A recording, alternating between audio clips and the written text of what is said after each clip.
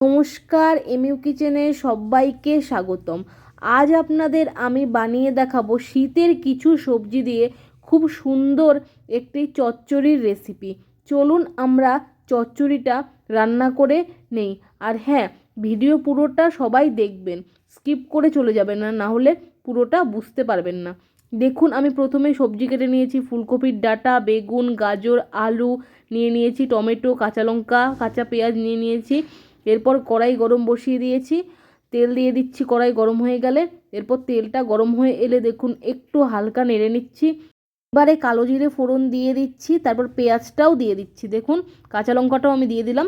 এরপর হালকা আঁচে নেড়ে নেব ভালো মতো। দেখুন, আমি ভালো মতো নেড়ে নিচ্ছি। এরপর একে একে সবজিগুলো দিয়ে দেবো। দেখুন, গাজরটা দিয়ে দিলাম প্রথমে, ভালো মতো নেড়ে নিচ্ছি। এবার গাজরটা দিয়ে আর একটু ভাজা ভাজা করবেন, কিন্তু বেশি ভালো মতো পেঁয়াজটা, ঠিক আছে? দেখুন কত সুন্দর লাগছে। এরপরে আমি দিয়ে দিলাম মূলো। দেখুন, আমার কাছে কম পরিমাণ ছিল তাই আমি অল্প দিয়েছি। দেখুন, তারপর আলুটাও দিয়ে দিলাম ভালো মতো। এবারে নেড়ে নেব আবারও। দেখুন, নেড়ে নিচ্ছি ভালো মতো। এরপরে ফুলকপির কেটে রাখা ডাঁটাগুলো দিয়ে দেব। দেখুন, দিয়ে দিচ্ছি। আর শীতের সবজি দিয়ে যখন চচ্চড়ির প্রশ্ন আসে, তখন কিন্তু আমাদের প্রথমেই মাথায় আসে ফুলকপির ডাঁটা চচ্চড়ি। দেখুন, আমি ডাঁটাগুলো দিয়ে ভালো মতো নেড়ে নিচ্ছি। এবারে পরিমাণ মতো নুন দিয়ে দেব। দেখুন, দিয়ে দিলাম নুনটা পরিমাণ মতো। তারপর আবার নেড়ে নেব ভালো মতো। দেখুন কত সুন্দর লাগছে।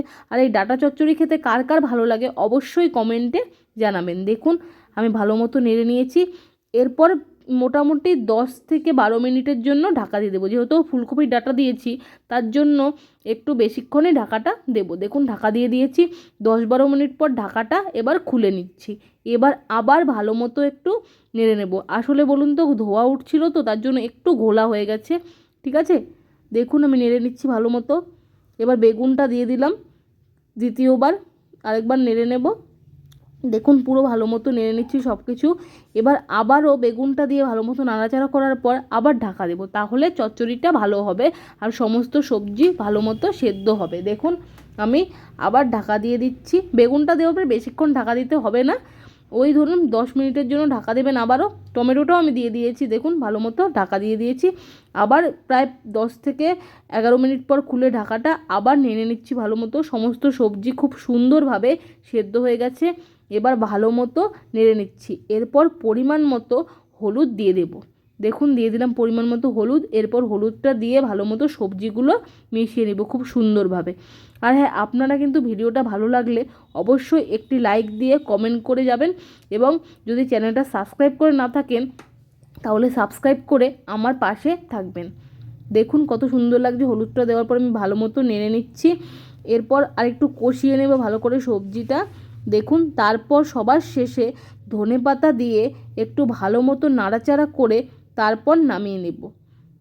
দেখুন কত সুন্দর লাগছে ধনেপাতা দিয়ে। এরপর আমি ভালো মতো একটু নেড়ে নিচ্ছি সবজিগুলোর সাথে ধনেপাতাটা মিশিয়ে। দেখুন কত সুন্দর লাগছে। এবার একটা চলুন বাটিতে নামিয়ে নিচ্ছি।